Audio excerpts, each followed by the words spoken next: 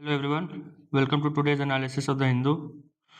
आज जो बहुत इंपॉर्टेंट न्यूज़ है वो है कि यूएस का जो सुप्रीम कोर्ट है उसने जो ट्रम्प ने जो भी टैरिफ लगाया था, जिस भी कंट्री पे टैरिफ लगाया था उसको मतलब नल एंड वॉइड बोल दिया है कि वो अनकॉन्स्टिट्यूशनल है। उसने बोला है कि जो टैक्सेशन का पावर है वो केवल यूएस कांग्रेस को है, मतलब जो वहाँ का पार्लियामेंट है उसको कांग्रेस बोलते हैं। तो the court says only Congress has power to impose taxes including tariffs. तो ट्रम्प थोड़ा अभी गुस्सा गया है क्योंकि इसके वहाँ पे क्या होता है कि जो पार्टीज होते हैं वो नॉमिनेट करते हैं जजेस को, और उसके बाद मतलब बेसिकली प्रेसिडेंट नॉमिनेट करता है, फिर सेनेट उसको अप्रूव करता है और वो जज बनता है फॉर लाइफ। तो 3 ऐसे जज थे जिनको रिपब्लिकन्स ने नॉमिनेट किया था प्रेसिडेंट्स ने, और वो जज बने थे, और उसमें से 3 लोगों ने इसके खिलाफ वर्डिक्ट दिया है। लेकिन इसने फिर क्या किया कि एक और एक्ट है जिसमें दिया हुआ है कि उस एक्ट के अनुसार 150 दिन के लिए 150 डेज के लिए ये मैक्सिमम 15% टैरिफ इम्पोज कर सकता है। उसके बाद फिर कांग्रेस को इंटरवीन करना है, उसके बाद उसका अथॉरिटी है। इसने वो लॉ यूज करके 10% टैरिफ लगा दिया है, मतलब 15% तक लगा सकता था, उसको 10% कर दिया है। ढेर सारी कंपनीज हैं अब जो बोल रहे हैं कि जो तुमने टैरिफ लगाया और हमको जो लॉस हुआ वो हमें वापस दो, हमें रिफंड करो। उसमें जो यूएस का जो डेटा है उसके उसके हिसाब से लगभग 130 बिलियन डॉलर्स ऐसा कुछ जमा हुआ है टैरिफ्स। तो वो ये लोग रिफंड मांग रहे हैं। तो उस पे अभी कोई वर्डिक्ट नहीं आया है। यहाँ पे दिया हुआ है treasury reports 133 billion collected from the import taxes, companies like Costco seek refunds. तो ये एक इम्पोर्टेंट, अब देखते हैं इस पे फिर वो 10% का क्या होता है। खास करके इंडिया जो किया है 18%, उसका क्या होगा। और इंडिया ने जो बोला है कि हम लोग 0% करेंगे यूएस इंपोर्ट पे, उसका क्या होगा। जो ऑयल पे तो कुछ बोला नहीं है इंडिया, लेकिन जो चल रहा था कि ट्रम्प बार बार बोल रहा था कि इंडिया ने बोला है कि रशियन ऑयल नहीं खरीदेगा, तो उसका क्या होगा। फिर जो बांग्लादेश को बेनिफिट मिला था वो कि वहाँ से वो कपास ऑर्डर करेगा, मतलब इंपोर्ट करेगा रॉ कॉटन, और उसके बाद एक्सपोर्ट करेगा ज़ीरो टैरिफ पे, तो उसका क्या होगा, ये सब देखते हैं अभी आगे। तो मतलब न्यूज़ वो डेवलप होगा, अभी तो स्टार्ट ही हुआ है। अब सुप्रीम कोर्ट ने अपने कुछ ऑफिसर्स को, मतलब रिटायर्ड जजेस को, हम मतलब वहाँ के हाई कोर्ट को, कलकत्ता हाई कोर्ट के जजेस को बोला है कि जो अपील सुनने के लिए उनको अपॉइंट कर दो। तो वही बात है कि जो एक वो जो ओपेड आया था, आई थिंक गौतम भाटिया ने लिखा था कि सुप्रीम कोर्ट का जो मेन मैंडेट है कि उसका कॉन्स्टिट्यूशनलिटी को जज करे, उसको छोड़ करके वो एडमिनिस्ट्रेटिव काम में लगा हुआ है। फिर ये चुनाव का अपना अमित शाह साहब का है। पब्लिक यूरिनल ओपन गार्बेज अगर आपके घर के बगल में है तो आपके फंडामेंटल राइट्स को वो करता है, हार्म करता है, ये बोल रहा है Delhi high court under article 21। Simultaneous polls are essential, इस पे हम लोग आज डिस्कस करते हैं, इसको अभी छोड़ते हैं, बाद में लास्ट में देखेंगे। ट्रीटीज फॉर फेडरलिज्म, कुरियन जो ये कुरियन जोसेफ साहब का जो वो बना था, जस्टिस कुरियन जोसेफ का, जो तमिलनाडु ने पैनल बनाया था, उसने वो दिया है, रिपोर्ट दिया है। उस पे तमिलनाडु के उसके कुछ दिन पहले, एक दिन पहले 16 फरवरी को रिपोर्ट आया, 15 फेब को शायद तमिल वो स्टालिन ने भी वो लिखा था, एक ओपेड लिखा था, उसमें भी फेडरलिज्म का बात था। फिर रिपोर्ट आया तो उस पर स्टालिन ने ढेर सारा बात बोला, वो भी न्यूज़ में आया, फिर अभी ये एडिटोरियल में आ गया है। तो ये मैटर है पूरा फेडरलिज्म का। तो इंडिया में जो फेडरलिज्म है उसका क्या है, देखिए अब पॉलिटी आप पढ़िएगा तो उसमें सब दिया हुआ है, क्वाज़ी फेडरल है, किसी ने ये बोल दिया सेंट्रलाइजिंग टेंडेंसी और ये हो। तो इसका मेन फीचर्स क्या है, इसमें देखिए जो लक्ष्मीकांत में है सारा बात इसमें नहीं लिखा हुआ है। इसमें बस क्योंकि लक्ष्मीकांत में मेरे को लगता है ढेर सारा ऐसा बात लिखा है जो मेरे हिसाब से उतना एग्जाम वर्दी नहीं है। जो मेरे को इंपॉर्टेंट लगता है वही बस यहाँ पे मेंशन किया हुआ है। सबसे पहले तो जो फेडरल फीचर्स है उसमें है डुअल पॉलिटी, मतलब जो कॉन्स्टिट्यूशन है वो उसने डिफाइन किया हुआ है कि एक यूनियन होगा और एक स्टेट होगा, मतलब स्टेट्स होंगे। और उन उन लोगों को जो, मतलब India that is Bharat shall be a union of states, तो वहाँ लिखा हुआ है कि स्टेट्स होंगे ही होंगे। तो कॉन्स्टिट्यूशनल बेसिस है उनके एग्जिस्टेंस का, कोई ऐसा नहीं है कि यूनियन ने किसी लॉ के थ्रू या ऐसे बना दिया। ढेर सारे कंट्रीज हैं जहाँ पे जो लोकल गवर्नमेंट्स होते हैं वो जो गवर्नमेंट होता है यूनियन में, गवर्नमेंट यूनियन का वहाँ पे यूनिटरी गवर्नमेंट होता है, जैसे ब्रिटेन में वो लॉ के थ्रू होता है, उसको जब चाहे रिपील कर देगा। दूसरा कि under article 267 legislative powers have been divided between union and the states. फिर ऐसा नहीं है कि डेलीगेट किया गया है स्टेट्स को पावर, कि यूनियन के पास वो पावर था और उसने बोला कि ठीक है इन कामों को तुम कर लो। नहीं, कॉन्स्टिट्यूशन ने लिखा है कि जो भी देश में काम होगा उसमें ये सारे काम यूनियन करेगा, ये सारे काम स्टेट्स करेगा। तो दो जो सबसे इम्पोर्टेंट जो बेसिस है फेडरलिज्म का, पहला कि जो स्टेट्स का एग्जिस्टेंस है वो यूनियन के या सेंटर के विम एंड फैंसी पर डिपेंड नहीं करता है, उनका कॉन्स्टिट्यूशनल एग्जिस्टेंस है।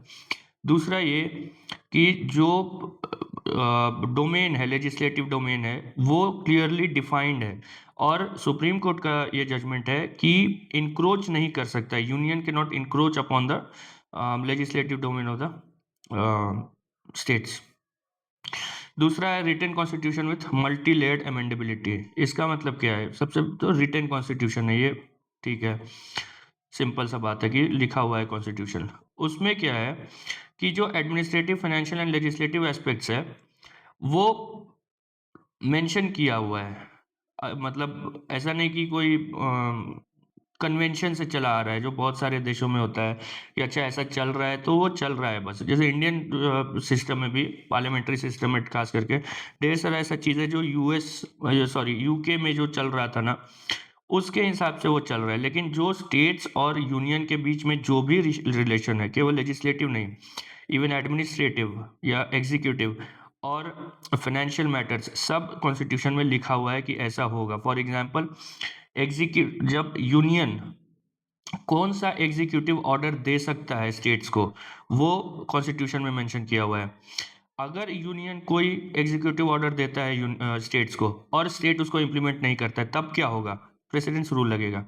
अगर नेशनल इमरजेंसी लगा हुआ है तब किन टॉपिक्स पे एग्जीक्यूटिव ऑर्डर दे सकता है यूनियन, वो लिखा हुआ है। मतलब जब नेशनल इमरजेंसी लगा है तो कोई भी एग्जीक्यूटिव ऑर्डर दे सकता है। दूसरा कि जो कुछ प्रोविजंस है कॉन्स्टिट्यूशन का अंडर आर्टिकल 368, वो सिंपल मेजॉरिटी से उसको अमेंड किया जा सकता है। वो मतलब एक्ट वहाँ पे आएगा, पार्लियामेंट में आएगा, दोनों हाउसेज में सिंपल मेजॉरिटी हुआ, वो कॉन्स्टिट्यूशन का पार्ट हो जाएगा, या उसको अमेंड कर देगा, रिपील कर देगा, कुछ ऐड कर देगा। दूसरा, कुछ ऐसे प्रोविजंस है जिसको 2/3 मेजॉरिटी चाहिए। लेकिन ये दोनों जो प्रोविजन है वो उतना इंपॉर्टेंट नहीं है फेडरलिज्म के लिए। फेडरलिज्म के लिए जो थर्ड प्रोविजन है वो सबसे इंपॉर्टेंट है। वो ये कि अगर कोई फेडरल प्रिंसिपल को चेंज करना है, ऑल्टर करना है, तो at least half of the state legislatures must approve that. जैसे इसमें बेस्ट एग्जांपल है 97th कॉन्स्टिट्यूशनल अमेंडमेंट एक्ट। ये 2-3 साल पुराना, ये अभी एक जजमेंट आया था। उसमें वो कोऑपरेटिव से 97th जो कॉन्स्टिट्यूशनल अमेंडमेंट था वो कोऑपरेटिव से रिलेटेड था। तो सुप्रीम कोर्ट ने बोला कि उस कॉन्स्टिट्यूशनल अमेंडमेंट में जो भी प्रोविजंस यूनियन से रिलेटेड है, मतलब मल्टी स्टेट कोऑपरेटिव से रिलेटेड है, वो तो ठीक है। लेकिन क्योंकि कोऑपरेटिव एक स्टेट सब्जेक्ट है, तो जो भी स्टेट कोऑपरेटिव से रिलेटेड है वो नल एंड वॉइड है। उसका बेसिस क्या दिया कि इस कॉन्स्टिट्यूशनल अमेंडमेंट एक्ट को at least half of the state legislature से अप्रूवल नहीं मिला था। तो ये बहुत इंपॉर्टेंट प्रावधान है, प्रोविजन है कि सर्टेन कॉन्स्टिट्यूशनल अमेंडमेंट्स, खास करके वो जो फेडरल प्रिंसिपल्स को ऑल्टर करते हैं, उसको at least half of the state legislature से अप्रूवल चाहिए। फिर इंडिपेंडेंट जुडिशरी, जैसे यूके में देखिए, अगर कंपेयर करेंगे यूनिटरी फीचर से, तो यूके का ठीक है जुडिशरी, उसको पावर है कि फंडामेंटल राइट, और फंडामेंटल राइट एक तो वहाँ पे लिखा हुआ नहीं है कहीं, लेकिन हाँ रूल ऑफ लॉ वहाँ पे फॉलो होता है। तो वहाँ पे पार्लियामेंट्री लॉ सुप्रीम, वहाँ पार्लियामेंट सुप्रीम है। लेकिन इंडिया में क्योंकि कॉन्स्टिट्यूशन सुप्रीम है, तो कॉन्स्टिट्यूशन को कौन देखेगा कि वो जैसा कॉन्स्टिट्यूशन है उस हिसाब से देश चल रहा है, तो वो सुप्रीम कोर्ट है। उसके लिए इंडिपेंडेंट जुडिशरी होना बहुत ज़रूरी है। तो सुप्रीम कोर्ट के पास जो लॉज हैं, जो चाहे पार्लियामेंट पास करे, और केवल सुप्रीम कोर्ट नहीं, इवन हाई कोर्ट्स, जो पार्लियामेंट या स्टेट लेजिस्लेचर कोई एक्ट पास करता है जो किसी को लगता है कि ये कॉन्स्टिट्यूशन के किसी प्रोविजन को, खास करके बेसिक स्ट्रक्चर को अगर वो हार्म कर रहा है, तो वो सुप्रीम कोर्ट या हाई कोर्ट जा सकते हैं। हाई कोर्ट जाएंगे अगर फंडामेंटल राइट से रिलेटेड है, तो आर्टिकल 32, आर्टिकल 226 है। दूसरा क्या है कि अगर किसी स्टेट का, 2 स्टेट्स का, या सेंटर और एक स्टेट या मल्टीपल स्टेट, सेंटर और एक या multiple state on the one side and one or more states on the other side, ऐसा कोई कॉन्फ्लिक्ट होता है जिसको ये लोग बोलते हैं फेडरल कॉन्फ्लिक्ट। अगर फेडरल कॉन्फ्लिक्ट होता है तो सुप्रीम कोर्ट के पास ओरिजिनल एंड एक्सक्लूसिव जुरिस्डिक्शन है। ओरिजिनल मतलब बाय वे ऑफ अपील नहीं जाना है कि हाई कोर्ट गए फिर सुप्रीम कोर्ट गए। एक्सक्लूसिव मतलब कि कोई और कोर्ट उसको वो नहीं कर सकता है, उस पर सुनवाई नहीं कर सकता है, वो केवल सुप्रीम कोर्ट का पावर है। उसके बाद है बाईकैमरलिज्म। बाईकैमरलिज्म मतलब जो हमारा पार्लियामेंट है, संसद है, उसमें 2 हाउसेज है। पहला house Lok Sabha, house of the people, उसमें लोगों के रिप्रेजेंटेटिव जाते हैं। लेकिन सेकंड हाउस है जिसको बोलते हैं house of the states, council of states, या राज्यसभा। ये हाउस ऑफ स्टेट्स लिखा हुआ है, यहाँ पे काउंसिल ऑफ स्टेट्स होगा, यहाँ पे काउंसिल होगा। ये इसमें रिप्रेजेंटेटिव्स भेजते हैं स्टेट्स अपना, इनडायरेक्ट इलेक्शन होता है उसमें भी। हर स्टेट का अपना फिक्स है इसमें, वो जैसे यूएस में क्या है कि हर स्टेट का 2 रिप्रेजेंटेटिव होता है। इंडिया में वैसा नहीं है, इंडिया में अनइक्वल रिप्रेजेंटेशन है कि किसी स्टेट से ज़्यादा है, किसी स्टेट से कम है। लेकिन तो भी मुद्दा ये है कि वहाँ पे स्टेट्स अपने रिप्रेजेंटेटिव भेजते हैं। और ओरिजिनली जो कॉन्स्टिट्यूशन का, जो कॉन्स्टिट्यूशनल मेकर्स का जो वो था, जो माइंड था या उनका जो एम था, वो ये था कि ये हाउस जो स्टेट्स का इंटरेस्ट है उसका देखभाल करेगा। इसलिए इसको एक स्पेशल पावर दिया गया है कि अगर ये चाहे तो एक रेजोल्यूशन मूव कर सकता है which can empower the parliament to legislate on a subject mention in the state list. फिर यूनिटरी फीचर्स क्या क्या है? वो सबसे पहला वही है, एग्जिस्टेंस ऑफ स्टेट्स। यही कि जो स्टेट्स है वो कॉन्स्टिट्यूशन में लिखा हुआ है कि हाँ, जो स्टेट्स का एक इंडिपेंडेंट एग्जिस्टेंस है। लेकिन कॉन्स्टिट्यूशन में ही लिखा हुआ है पार्ट 1 में कि अगर यूनियन चाहे तो बाय वे ऑफ रिपी मतलब एडिशन, सब्सट्रैक्शन, ये वो, जैसे भी 2 स्टेट्स को मर्ज कर दे, एक स्टेट को बाइफरकेट कर दे, स्टेट को यूनियन टेरिटरी ये तो नहीं लिखा था, अभी पता चल गया कि ऐसा हो सकता है। जेएनके के बाद किसी यूनियन टेरिटरी को स्टेट बना दे, यूनियन टेरिटरी को स्टेट में ऐड कर दे, स्टेट के किसी पार्ट को काट के यूनियन टेरिटरी बना दे, 2 यूनियन टेरिटरीज को मिला के एक स्टेट, जो भी इसमें परम्यूटेशन कॉम्बिनेशन हो सकता है, उसका पावर यूनियन को दे दिया है, मतलब पार्लियामेंट को दे दिया है। और उससे भी जो एक स्टेप आ गया है कि ये सिंपल मेजॉरिटी से होता है। मतलब अगर कोई गवर्नमेंट है जिसके पास इवन सिंपल मेजॉरिटी है लोकसभा राज्यसभा दोनों में, वो किसी भी स्टेट को ख़त्म कर सकता है। खास करके ये हम लोग देखे हैं जेएनके के बाद 2019 में।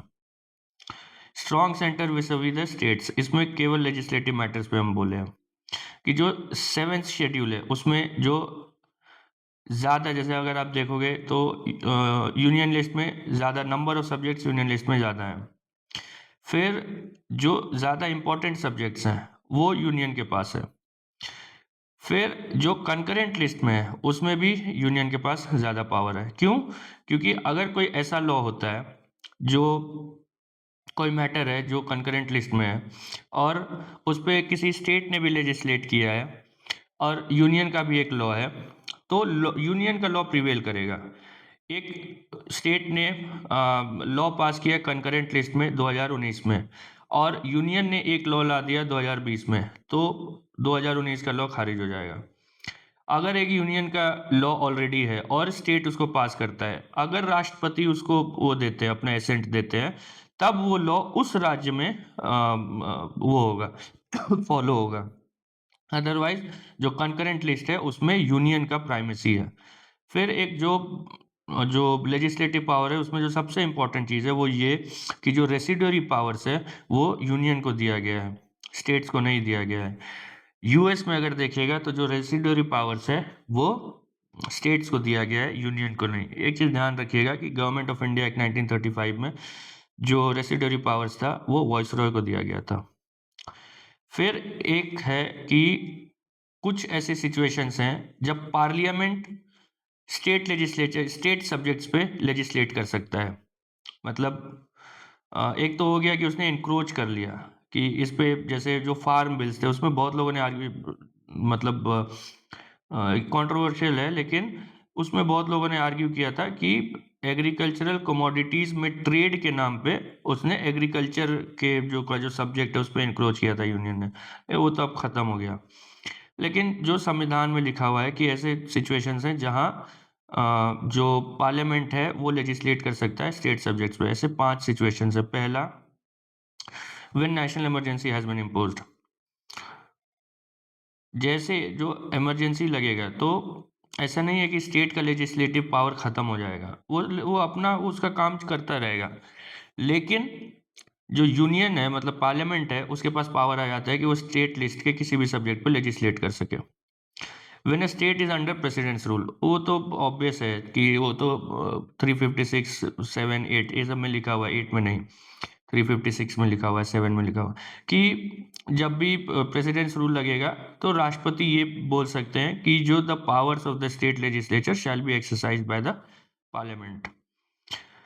अगर राज्यसभा एक अभी बात की है कि जो राज्यसभा है वो अगर एक रेजोल्यूशन पास कर देता है कि जो स्टेट्स हैं मतलब जो पार्लियामेंट है उसको हम ऑथराइज कर रहे हैं कि वो स्टेट के किसी सब्जेक्ट पे, स्टेट लिस्ट के किसी सब्जेक्ट पे वो लॉ बनाए।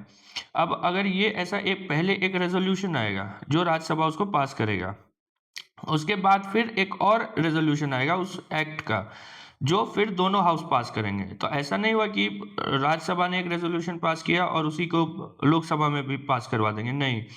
राज्यसभा में एक रेजोल्यूशन आएगा, वो पास हो गया, ठीक है, वो खत्म हो गया। फिर उसके बाद एक वो जैसे सब्सटैंटिव मोशन बोलते हैं, जैसे कोई एक्ट आता है, जैसे जी राम जी आया तो उसके लिए एक एक्ट आया होगा, एक वो हाउस का परमिशन लेना पड़ता है। वो सिंपल वो एक जैसे लेजिस्लेटिव प्रोसीजर होता है कि हाउस लोकसभा में इंट्रोड्यूस हुआ तो उसमें first reading, second reading, third reading, फिर सेकंड हाउस में जो भी हो, Rajya Sabha Lok Sabha, first reading, second reading, third reading, फिर वो राष्ट्रपति के पास जाएगा, उसको एसेंट मिलेगा। फिर एक है कि अगर 2 या उससे ज़्यादा राज्य पार्लियामेंट को ये रिक्वेस्ट करते हैं कि आप किसी एक मैटर पे आप लेजिस्लेट कर दो जो स्टेट लिस्ट में आता है, तो पार्लियामेंट वो कर सकता है। अब ये जो लॉ होगा वो उन्हीं स्टेट्स पे अप्लाई होगा जो उस मतलब वो रिक्वेस्ट किए हैं। फिर कोई भी ऐसा इंटरनेशनल ट्रीटी जो जिसको इन्फोर्स करने के लिए यूनियन को ऐसा लगता है, पार्लियामेंट को ऐसा लगता है कि स्टेट लिस्ट के किसी सब्जेक्ट पे लॉ बनाना पड़ेगा, तो वो भी पावर उसके पास है। अभी यहाँ पे कुछ चैलेंजेस है और कुछ वे फॉरवर्ड है। फिर ये जो चैलेंजेस और वे फॉरवर्ड है ये पिछले कुछ दिनों में जो हुआ है उसी पे बेस्ड है, लाइक पास्ट 1 ईयर ऐसा कुछ होगा।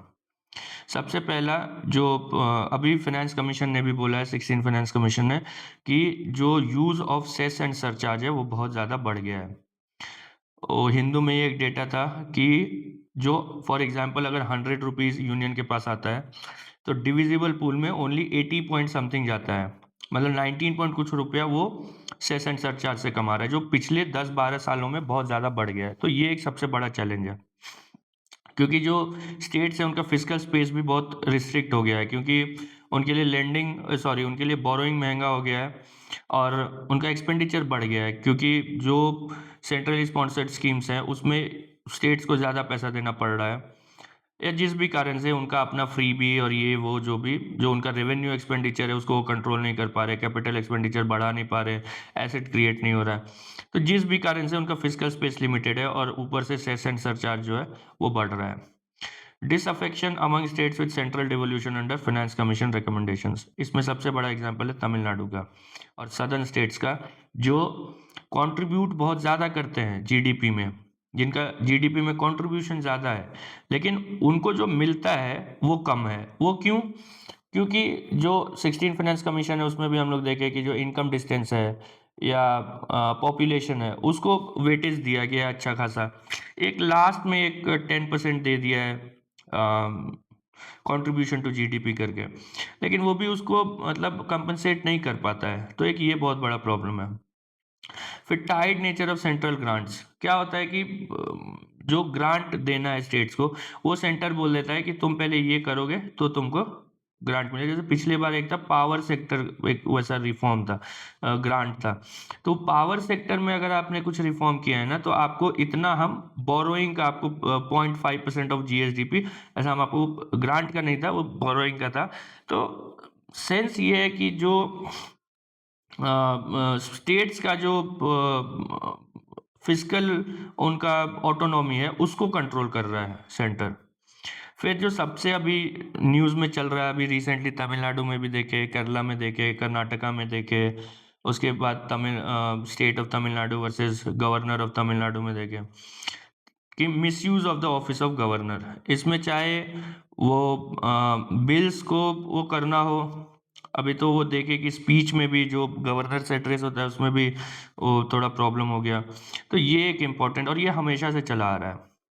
फिर मिसयूज ऑफ सेंट्रल एजेंसीज, इसका बेस्ट एग्जांपल है जो आईपैक वाले में हुआ, ईडी का जो रेड हुआ था आईपैक में, और ममता बनर्जी वहाँ चली गई थी, वो एक इशू है। फिर conflict of centre with states ruled by opposition party, ये कुछ ज़्यादा ही बढ़ गया अभी पिछले कुछ ऐसा सालों में।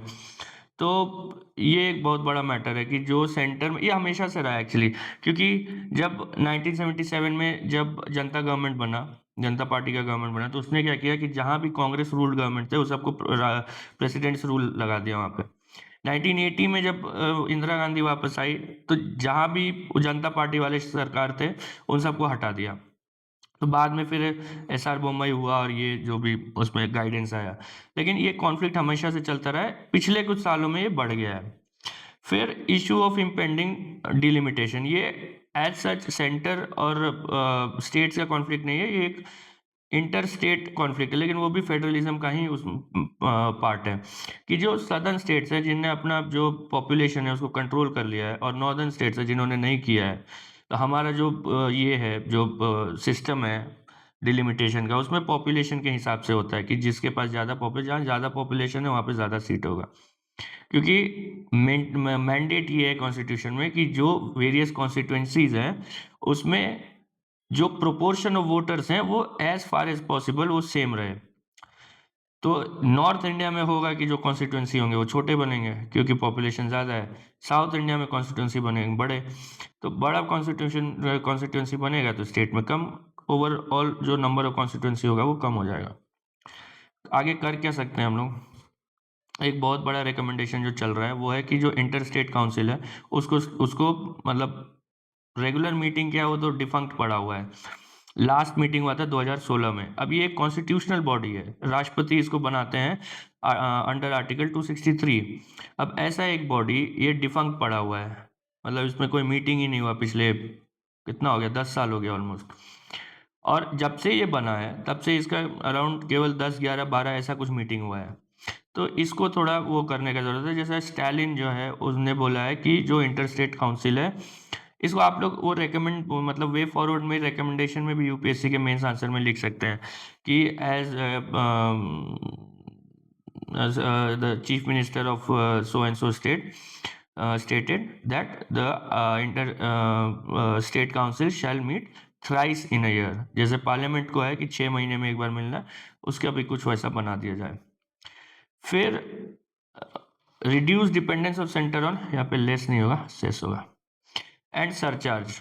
ये 16 फाइनेंस कमीशन ने रेकमेंड भी किया है, सेंटर को बोला है कि भाई प्लीज जो आप ये जो इतना आपका सेस एंड सरचार्ज पे डिपेंडेंस है उसको थोड़ा कम करिए।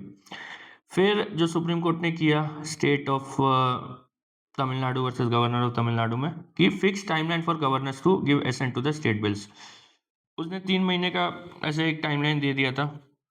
उसके बाद फिर उसको रेफर किया, उसको फिर प्रेसिडेंशियल रेफरेंस फिर आया 16th प्रेसिडेंशियल रेफरेंस, उसमें फिर उसको डाइल्यूट कर दिया गया। फिर एक है कि जो चीफ मिनिस्टर है उसको कंसल्ट कीजिए, आप जो गवर्नर आप जो बना रहे हैं उसको आप कंसल्ट कीजिए। ये पहले भी सरकारी कमिश्नर इस सब ने रिकमेंड कर चुका है ये लोग। Ensure consultation with states before legislating on subjects mention in concurrent list, कि ये भी पहले का रिकमेंडेशन, कोई नया चीज़ नहीं है, लेकिन जो अगर कंकरेंट लिस्ट में किसी मैटर पे अगर यूनियन लेजिस्लेट कर रहा है तो इट इज़ बेटर कि वो स्टेट्स के साथ कंसल्ट कर ले, खास करके उन स्टेट्स के साथ जिसको डायरेक्ट इम्पैक्ट पड़ेगा और उन स्टेट्स के साथ जो ओपोजिशन रूल्ड है। क्योंकि ऑब्वियसली जो power party in power in Delhi है, उसको तो उसका पार्टी वाले तो कुछ बोलेंगे नहीं ना, उनके एलाइज कुछ बोलेंगे। तो ये फेडरलिज्म का वो है। इसमें देखिए हम बहुत ब्रीफ में कवर किए हैं और बस उतना ही कवर किए हैं जो मेरे को लगा कि हाँ ऐसा जिस पे ध्यान देने की जरूरत है।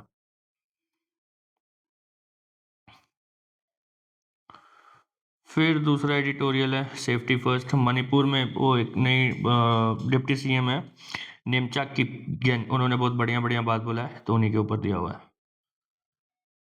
Gen Z and the dynamics of democratic engagement, ये मतलब जेन जी को ऐसा बोला जाता है कि यार ये अपने आप में रहते हैं, खोए हुए हैं, पॉलिटिक्स से मतलब नहीं है ये वो, तो उसी पे दिया हुआ है। जो नेपाल में जो हुआ, बांग्लादेश में जो हुआ।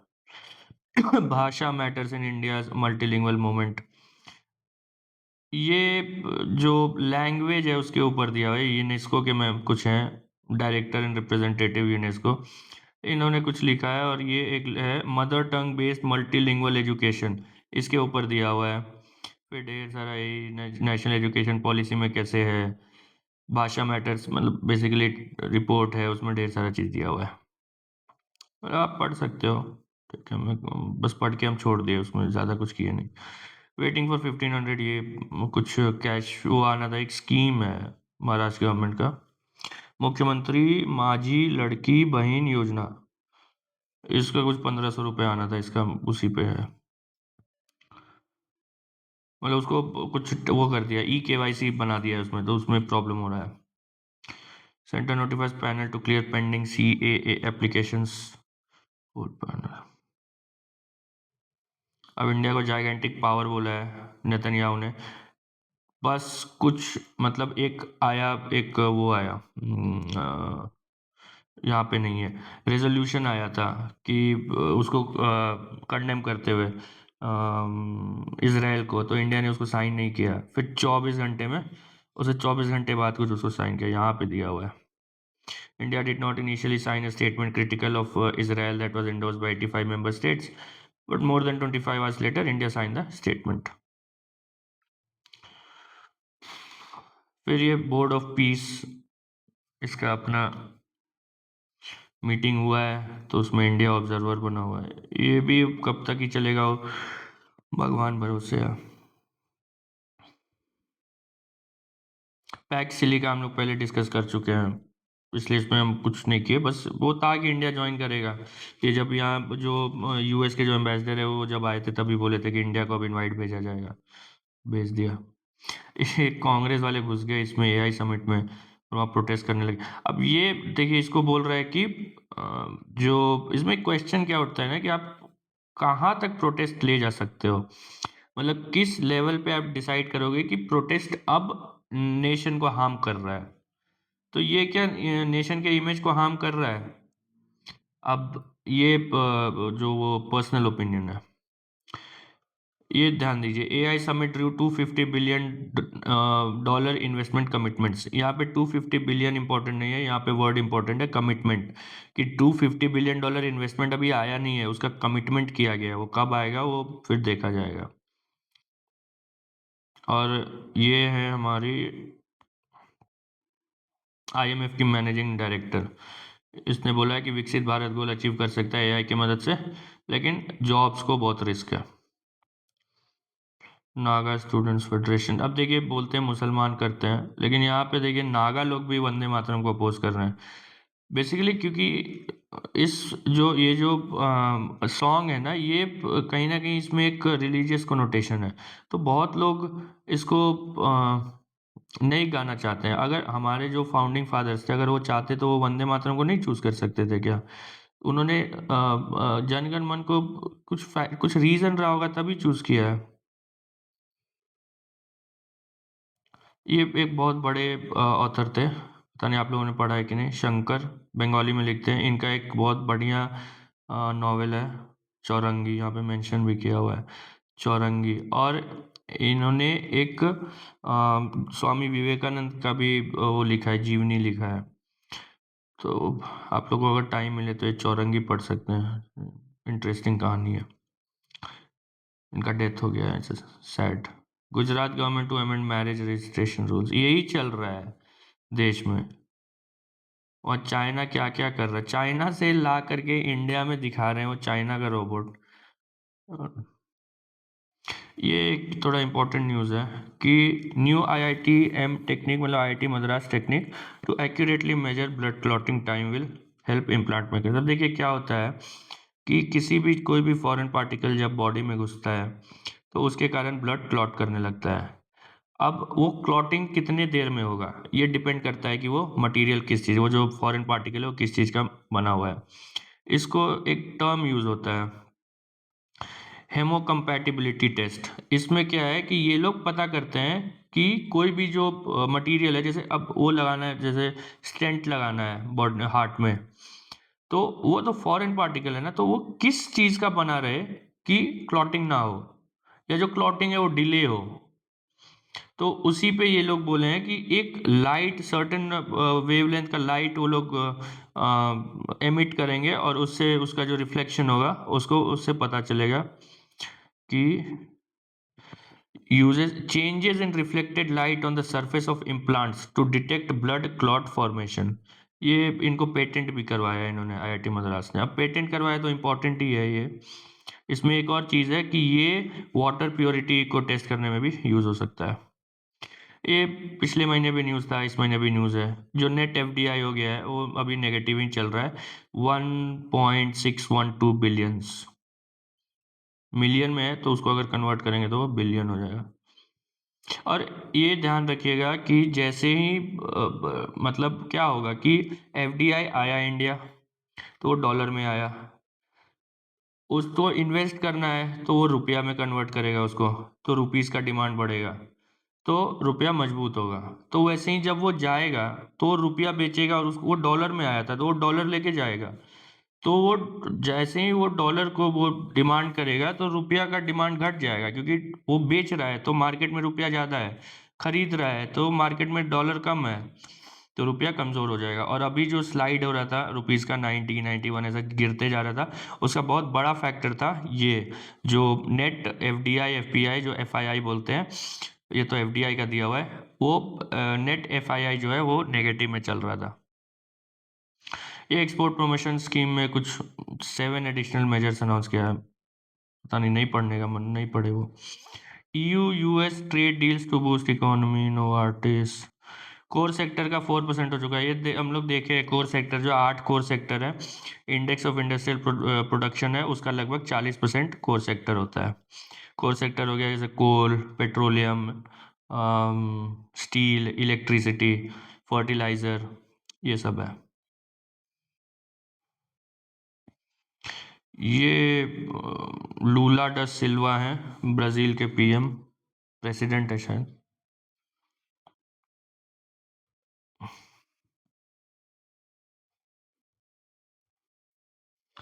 फिर इधर कुछ नहीं है। रीजनल में आज कुछ है नहीं, ऐसे तो कुछ भी नहीं रहता है, इसलिए ये डिस्कस कर लेते हैं जो इम्पोर्टेंट है। Simultaneous elections are essential to become a developed nation by 2047। अब इनको देखिए, ये जो है हमारे पीपी गुप्ता साहब हैं, सॉरी पीपी चौधरी साहब हैं, बीजेपी के एमपी हैं, और जो ज्वाइंट पार्लियामेंट्री कमीशन है जो उस अमेंडमेंट बिल को वो कर रहा है, मतलब रिव्यू कर रहा है, उसके ये चेयरमैन है या चेयरपर्सन, जो भी उनको बोलता होगा, चेयरपर्सन है। तो ये जो आर्टिकल है, ये आर्टिकल नहीं है, ये इंटरव्यू है, ये दो जो भी ये लोग हैं, ये इनका आर्टिकल, ये इंटरव्यू ले रहे हैं और इसमें ढेर सारा इन लोगों को सवाल वाल पूछा है, और जो जिस्ट है इसका, और मेरे हिसाब से जो आप लोगों को फोकस में रखना चाहिए कि अल्टीमेटली जो होगा, मतलब अच्छा इंटरव्यू दिया हुआ है, इसी चीज़ पे फोकस्ड होगा, यही क्वेश्चंस उठेंगे जब वो अमेंडमेंट बिल आएगा। सबसे पहला कि इनको पूछा गया कि क्यों ज़रूरी है, तो इन्होंने बोला कि हमारा जो चुनाव होता है तो उसके कारण ढेर सारा एक्सपेंडिचर बहुत होता है, कंटिन्यूस चुनाव होते जाता है तो एक्सपेंडिचर बढ़ते जाता है। और उन्होंने एग्जाम्पल दिया है उत्तराखंड का कि जब वहाँ पे चुनाव होता है कुछ अप्रैल मई में, तब वहाँ पे टूरिज्म का सीज़न होता है तो उसके कारण वो इम्पैक्ट होता है। दूसरा पॉलिसी पैरालिसिस, अभी चुनाव हुआ, फिर कुछ अनाउंस करोगे, फिर दूसरा अनाउंस करोगे, फिर मतलब चुनाव होते रहता है, मॉडल कोड ऑफ कंडक्ट लगते रहता है, तो पॉलिसी अनाउंस नहीं हो पाता है। तो अब जब वो आएगा, ये कारण हो गया कि क्यों साइमल्टेनियस पोल्स इंपॉर्टेंट है। लेकिन अब की इश्यूज क्या क्या है, तो जो दो इम्पोर्टेंट जो इशू है, जो मोस्ट इम्पोर्टेंट इशू है, जो फंडामेंटल इशू है, वो है कि ये बेसिक स्ट्रक्चर के अगेंस्ट है और ये फेडरल प्रिंसिपल के अगेंस्ट है। दोनों इंटरट्वाइंड है, दोनों, ऐसा नहीं। क्यों? क्योंकि फेडरल प्रिंसिपल, जो फेडरलिज्म है वो एक बेसिक स्ट्रक्चर है, तो अगर वो फेडरलिज्म के खिलाफ जाएगा तो वो बेसिक स्ट्रक्चर के खिलाफ जाएगा। फेडरलिज्म के खिलाफ कैसे है? तो पहला तो ये देखिए कि आप स्टेट का जो वो टेन्योर है उसको आप रिस्ट्रिक्ट कर रहे हो। जब वो 5 साल दिया हुआ है कॉन्स्टिट्यूशन में, तो उसको आप बोल रहे हो कि नहीं, उसको हम लोग ट्रंकेट करेंगे, उसको हम लोग कम कर देंगे, तो वो फेडरल प्रिंसिपल को वो इम्पैक्ट कर रहा है। दूसरा है कि पोल्स को सिंक्रोनाइज कैसे करोगे। अब जैसे ये एग्जांपल देते हैं कि 2029 में चुनाव होगा, तो जो पहला सिटिंग होगा उसको हम लोग बोल देंगे अपॉइंटेड डेट। अब 2034 में चुनाव होना है ना, तो उसके 2029 के बाद जितने भी स्टेट लेजिस्लेचर्स कंस्टिट्यूट हुए हैं उस अपॉइंटेड डेट के बाद, वो सब वो 2034 में जाकर के वो डिसॉल्व हो जाएंगे। नो मैटर कि अगर XYZ स्टेट में जो लास्ट चुनाव हुआ है, जो स्टेट लेजिस्लेचर बना है वो 2033 में है, अगर वो 2033 में भी वहाँ पे स्टेट लेजिस्लेचर बना है तो 2034 में जो अपॉइंटेड डेट के 5 साल बाद है वो डिसॉल्व हो जाएगा और उसके बाद साइमल्टेनियस इलेक्शंस हो जाएगा। उसके बाद है, जो सवाल उठता है कि क्या पार्लियामेंट के पास ये पावर है कि वो एक स्टेट लेजिस्लेचर का जो ड्यूरेशन है उसको कट कर सके, उसको मतलब कम कर सके। क्योंकि जैसा पहले ही बोले कि इसमें फिर एक इशू उठेगा कि कौन सा, जब अमेंडमेंट का बात है ना, कि चलो मान लिया कि ठीक है अमेंड कर सकते हो, फिर उठेगा कि कौन सा प्रोसेस उठाओगे अमेंडमेंट का। आप बस स्पेशल मेजोरिटी चाहिए कि हाफ ऑफ द स्टेट्स भी चाहिए? तो वो फिर एक इशू उठेगा कि ठीक है, मान लिया कि तुम का बांट दोगे, वो एक अपॉइंटेड डेट तुम चूज कर लोगे कि 29 2029 में, फॉर एग्जांपल जैसे ऐसा होगा ना कि 14 मई 2029 को पहला सिटिंग हुआ नए लोकसभा का, अब एक्ट आ चुका है, तो उसी दिन मई में 2034 में जितने भी स्टेट लेजिस्लेचर्स होंगे वो डिसॉल्व हो जाएंगे। लेकिन जो 2032 में स्टेट लेजिस्लेचर बना है उसका 5 साल टर्म है, वो कॉन्स्टिट्यूशन में दिया हुआ है, तो वो तुम कैसे उसको चेंज करोगे? अगर चेंज करना है तो कौन सा अमेंडमेंट, कौन सा प्रोसीजर यूज होगा? स्पेशल मेजोरिटी वाला या special majority and in addition to that approval by at least half of the state legislatures. फिर है कि जो बहुत कॉम्प्लिकेटेड इशू है कि 5 साल के पहले अगर कोई सरकार गिर जाता है तब क्या होगा। किसी भी कारण से गिर सकता है, डिफेक्शन हो सकता है, या नो कॉन्फिडेंस मोशन आ सकता है, बजट पास नहीं हो सकता है, कुछ भी हो सकता है। तो एक हुआ जैसा इन्होंने मेंशन किया है ग्रेडेड, कि अगर 3 साल बचा हुआ है तो ये होगा, 2 साल बचा है तो ये होगा। अगर नहीं, वो नो कॉन्फिडेंस मोशन में, सॉरी। जैसे अगर 4 साल हो गया है और अब 1 साल बचा हुआ है, तब क्या होना चाहिए? और अगर 1 साल हुआ है और 4 साल बचा है तब क्या होना चाहिए? तो जो इनका है वो सिंपल है कि जो भी रिमाइंडर ऑफ द टर्म है ना, उसी के लिए नया लेजिस्लेचर बनेगा। जैसे अगर 2029 में बनता है और 2033 में, अब अगर 2029 में बनेगा तो अगला चुनाव 2034 में होना चाहिए, और 2032 में जाकर के वो सरकार गिर जाता है और फिर से इलेक्शन होना है, तो 2032 से 2034 तक के लिए ही सरकार बनेगा। फिर है कि use of no confidence motion, तो इनका ये एक ग्रेडेड है कि अगर 3 साल होगा तब क्या होगा, अगर 2 साल बचा है तब क्या होगा। इसमें बोल रहे हैं कि लास्ट ईयर में, मतलब लास्ट जो वन ईयर होगा उसमें आप नो कॉन्फिडेंस मोशन नहीं ला सकते हैं। इसमें मेरे दिमाग में क्या आया कि पहले से एक रिकमेंडेशन है लोगों का कि जब नो कॉन्फिडेंस मोशन लाते हो तो एक अल्टरनेट गवर्नमेंट का भी उसमें रहे कि अल्टरनेट गवर्नमेंट फॉर्म होगा कि नहीं, तो वो कर सकते हैं कि आप उस नो कॉन्फिडेंस मोशन के साथ एक अल्टरनेट गवर्नमेंट का भी आइडिया लेके आइए। फिर चुनाव आयोग को क्या है, जैसे इसमें क्या दिया हुआ है ना कि अगर साइमल्टेनियस इलेक्शन अब चल रहा है, लेकिन किसी स्टेट में अगर चुनाव आयोग बोल देता है कि हमारा ओपिनियन है, प्रेसिडेंट को ओपिनियन दे देता है कि हम लोग चुनाव नहीं करवा सकते इसमें, तो उसमें चुनाव पोस्टपोन हो जाएगा। अब तो वो फिर वो हार्म हो जाएगा कि ये तो फिर फॉर एग्जांपल अगर 2029 में ये स्टार्ट हुआ है और 2034 में जाके सबका साथ में चुनाव होना है और उसी समय चुनाव आयोग बोल देता है नहीं नहीं यार, ये एबीसी स्टेट में तो चुनाव नहीं हो सकता, 2036 में चुनाव हो पाएगा। तो क्या वो 2 साल के लिए क्या होगा, राष्ट्रपति शासन लगेगा, या वो जो अगला जो 3 साल बचेगा उसी के लिए इलेक्ट होगा? तो ये एक फिर कॉम्प्लिकेशन है। फिर एक मैटर है कि देखिए सिंगल वोटर लिस्ट वो होना पड़ेगा, जैसे ये बोल रहे हैं कि सिंगल वोटर लिस्ट का जरूरत पड़ेगा, मतलब स्टेट और यूनियन का, मतलब पार्लियामेंट में जो चुनाव होगा, स्टेट का जो, ये तो अभी भी सेम ही है, पता नहीं तो सिंगल वोटर लिस्ट का जरूरत पड़ेगा।